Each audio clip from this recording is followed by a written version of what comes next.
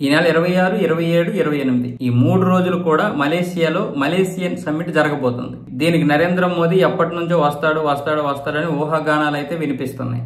అయితే ఈ నేపథ్యంలో ఈ రోజు నరేంద్ర మోదీ అధికారికంగా ఈ యొక్క మలేసియన్ సమ్మిట్ కి అయితే వెళ్లడం లేదు అంటూ అధికారికంగానే పిఎంఓ ప్రకటన చేసింది. దీని మీద నరేంద్ర మోదీ కూడా స్పందించారు. తనకు బదులుగా జయశంకర్ గారు అయితే వెళ్లబోతున్నారు. ఇప్పుడు దీన్ని బేస్ చేసుకుని కాంగ్రెస్ ట్రంప్ ని ఫేస్ చేయాల్సి వస్తుంది, ట్రంప్ దగ్గర భయపడే నరేంద్ర మోదీ వెళ్లడం లేదంటూ కాంగ్రెస్ సీనియర్ నేత ఉన్నాడు కదా జైరాం రమేష్ అయితే మీడియా సమావేశం ఏర్పాటు చేసి మరి మోదీ మీద అయితే విమర్శలు గుప్పించేస్తున్నాడు. మన ఇజ్రాయెల్ హమాస్ మధ్య జరిగినటువంటి శాంతి ఒప్పందం ఏదైతే ఉందో ఆ తర్వాత ఈజిప్ట్ లో జరిగినటువంటి ఆ సమ్మిట్ కి కూడా వెళ్లలేదు నరేంద్ర మోదీ. ఎందుకంటే అక్కడ కూడా ట్రంప్ వస్తున్నాడు, అలాగే రేపు ఆసియన్ సమ్మిట్ కి కూడా ట్రంప్ వస్తున్నాడు. అందుకే ట్రంప్ ను ఫేస్ చేయడం ఇష్టం లేక అక్కడికి వెళ్లలేదంటూ ఇప్పుడు విమర్శలు గుప్పించింది. దాదాపు ఆపరేషన్ సింధూర్ లో ఆ యుద్ధాన్ని ఆపింది నేనే అని ట్రంప్ 53 సార్లు చెప్పినా సరే మోదీ నోరు మెదపలేదు.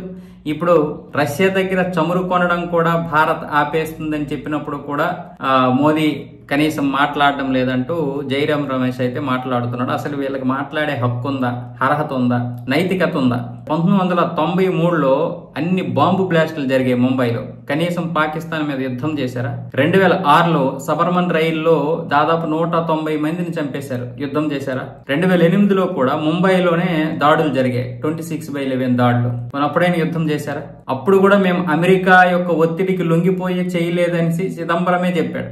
అమెరికా ఒత్తిడికి, ప్రపంచం ఒత్తిడికి మేము లొంగిపోయి పాకిస్తాన్ మీద దాడి చేయలేకపోయామని చెప్పాడు స్వయంగా. ఇలాంటి వాళ్ళు మాట్లాడతారా? వీళ్ళకి అసలు మాట్లాడే నైతికత ఉందా? కొంచెమైన సిగ్గు లజ్జ ఉండాలి కదా వీళ్ళకి. ఏ విధంగా మాట్లాడతారు? అసలు కాంగ్రెస్ అంటేనే ఈ దేశానికి చేసినటువంటి ద్రోహం. మనం ఆపరేషన్ సింధూర్లో 4 రోజుల్లో పాకిస్తాన్ నడ్డి విరిచేశాం. వాడు 100 సార్లు కూసుకొని మనం 3 సార్లు చెప్పాం. భారతదేశం యొక్క యుద్ధాన్ని ఎవడో రాలేదు, ఎవడో మధ్యలోకి వచ్చి ఆపలేదు. 3వ దేశానికి దీంతో సంబంధమే లేదు. ట్రంప్ కాదు కదా ఎవరు వచ్చి మా మధ్యలో మా యుద్ధంలో దూరలేదు. మేమే ఆపేశాం. పాకిస్తాన్ బ్రీఫింగ్ ఇచ్చింది కాబట్టి మేము ఆపేశాం. పైగా ఆ టైంలో జీడిపి కూడా పెరుగుతోంది. ఏం చెయ్యాలనుకున్నామో అది చేసేసాం, లక్ష్యం నెరవేరిపోయింది. శత్రువు శరణు వేడుతున్నాడు, ఆపేశామని చెప్పింది. చమురు కొనట్లేదు అన్న విషయం మీద కూడా ఇప్పుడు క్లారిటీ ఇచ్చింది భారత్.